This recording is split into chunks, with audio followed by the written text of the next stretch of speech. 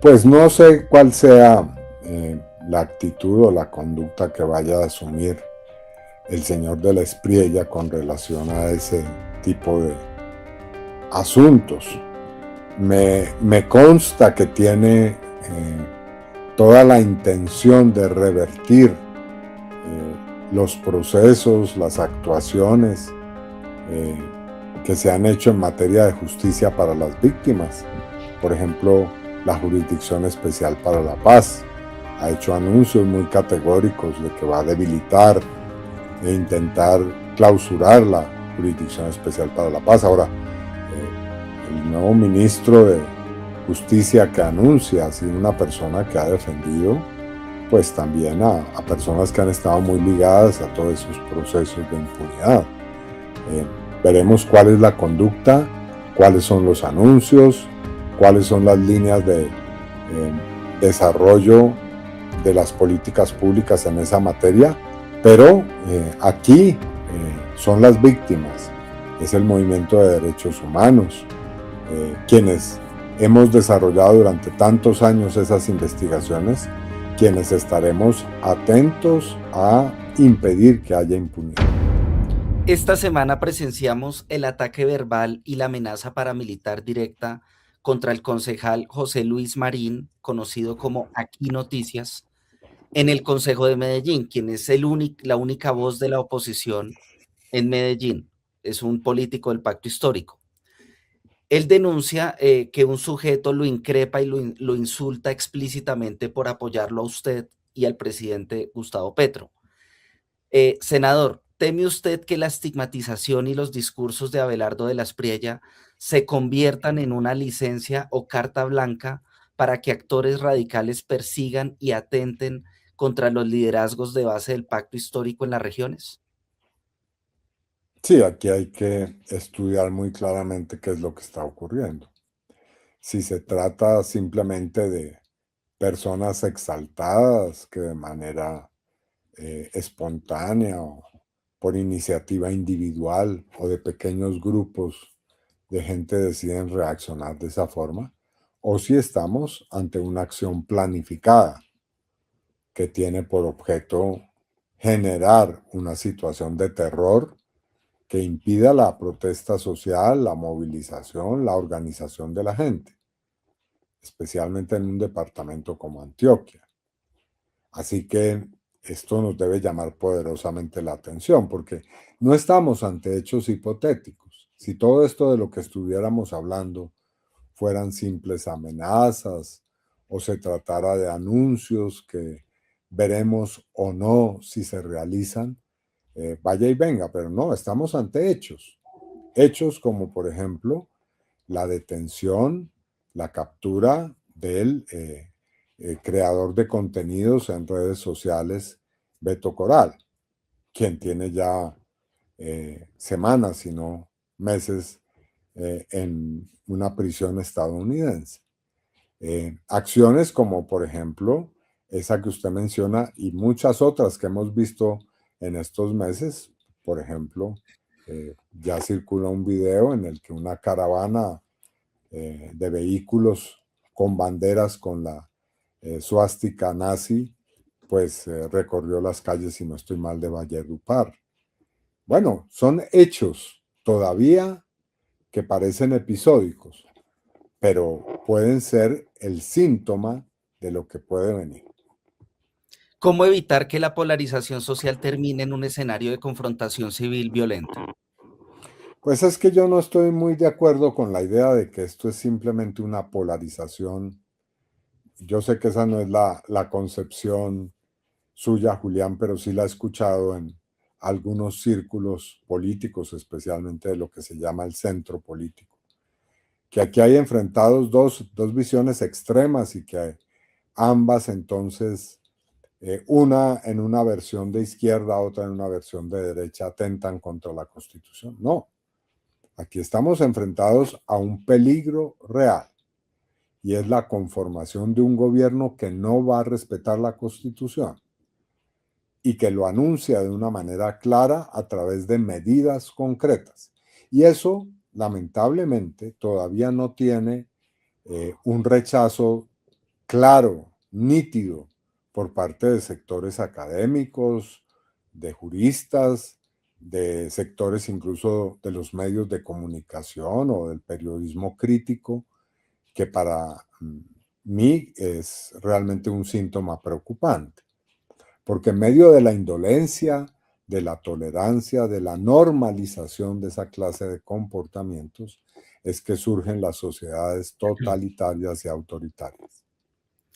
¿Qué opinión le merece que Abelardo de la Espriella se haya convertido en una amenaza judicial con técnicas de acoso para silenciar a los periodistas, opinadores, columnistas y activistas que lo han denunciado con investigaciones periodísticas o que han opinado sobre su trayectoria laboral como abogado? ¿Qué opina de toda esa matriz de acoso judicial que se ha configurado por parte de Abelardo de la Espriella y Álvaro Uribe Vélez utilizando el bufete de abogados de la Espriella Lawyers? Que es un muy claro elemento o una muy clara expresión de el temor que tienen tanto de la Espriella como Uribe que la verdad salga a la luz. En el caso de Uribe eso lo conocimos tanto en sus gobiernos como en sus actuaciones como gobernador, como más adelante congresista y también pues durante toda su vida política.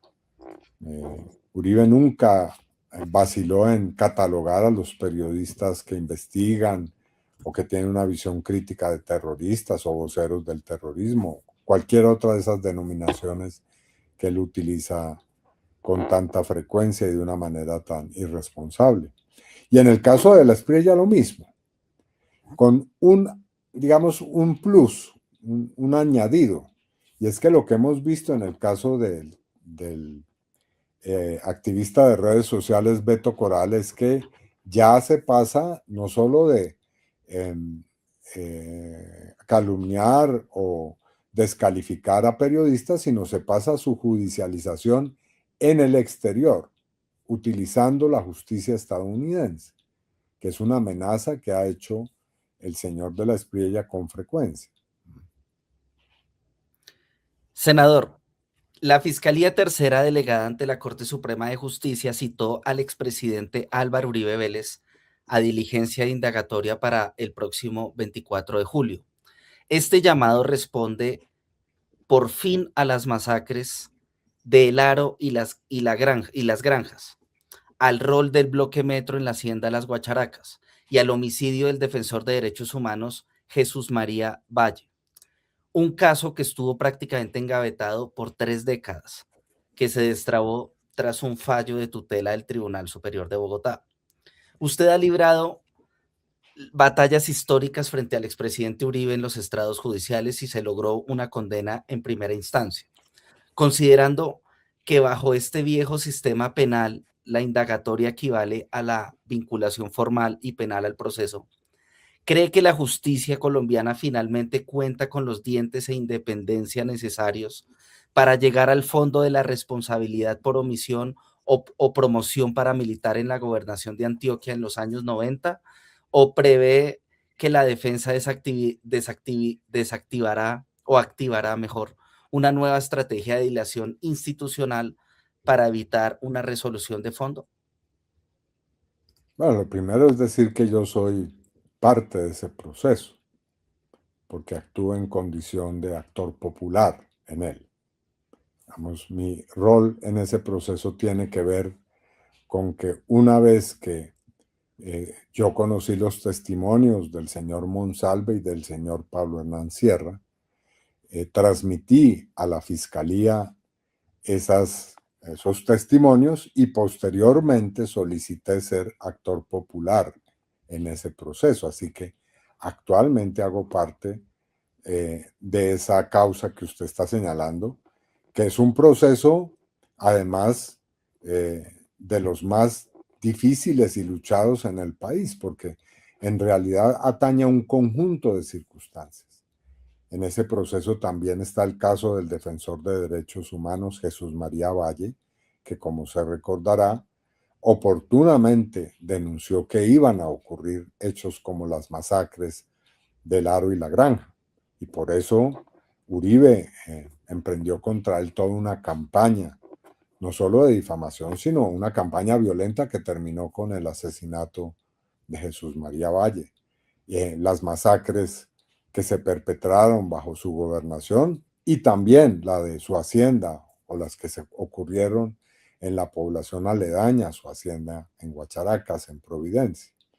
Así que ese es un proceso que tiene un gran acervo probatorio. No es solamente uno o dos hechos, son muchos testimonios rendidos en distintos momentos en el contexto de justicia y paz, de muchas actuaciones que se han llevado a cabo a lo largo de prácticamente 30 años. Así que estamos ya ante un momento en el cual hay suficientes elementos, argumentos, pruebas, testimonios para que Uribe sea encausado debidamente y llamado a responder ante la justicia. Bueno, ya fue condenado su hermano Santiago Uribe Vélez, que digamos no es un hecho menor tampoco, porque digamos esta condena también sustenta toda esta gobernanza paramilitar a la que se ha sometido Colombia, ¿no? Sí, y es una advertencia muy clara para quienes osen seguir fomentando esa clase de actuaciones, por ejemplo, de la creación de los grupos paramilitares. Creo que es un espejo en el que debería verse el señor de la Espriella. Precisamente, senador, uno de los aliados políticos de Abelardo de la Espriella es el expresidente Álvaro Uribe Vélez, y él se jacta de esa relación, pero simultáneamente algunas personas, o al menos algunas fuentes que yo tengo de información, han dicho que hay una distancia entre Abelardo de la Espriella y Álvaro Uribe, y se atreven a decir que el propio Abelardo de la Espriella ha dicho que no le debe nada a Álvaro Uribe para esta elección. Pero hay quienes que consideramos y creemos que en un posiblemente en el gobierno de Abelardo de la Espriella se pueda estructurar la impunidad de Álvaro Uribe Vélez. ¿Colombia tiene que negociar la impunidad de Álvaro Uribe Vélez? ¿Un gobierno de Abelardo de la Espriella podría contribuir a la impunidad de Álvaro Uribe Vélez? Pues no sé cuál sea la actitud o la conducta que vaya a asumir el señor de la Espriella con relación a ese tipo de asuntos. Me consta que tiene toda la intención de revertir los procesos, las actuaciones eh, que se han hecho en materia de justicia para las víctimas. Por ejemplo, la Jurisdicción Especial para la Paz ha hecho anuncios muy categóricos de que va a debilitar e intentar clausurar la Jurisdicción Especial para la Paz. Ahora, el nuevo ministro de Justicia que anuncia ha sido una persona que ha defendido pues también a personas que han estado muy ligadas a todos esos procesos de impunidad. Veremos cuál es la conducta, cuáles son los anuncios, cuáles son las líneas de desarrollo de las políticas públicas en esa materia, pero aquí son las víctimas, es el movimiento de derechos humanos, quienes hemos desarrollado durante tantos años esas investigaciones, quienes estaremos atentos a impedir que haya impunidad. El gobierno entrante ha sido categórico en que no mantendrá mesas de negociación bajo los parámetros actuales y que priorizará la vía militar. ¿Qué va a pasar con las comunidades rurales que hoy experimentan alivios humanitarios por los ceses al fuego?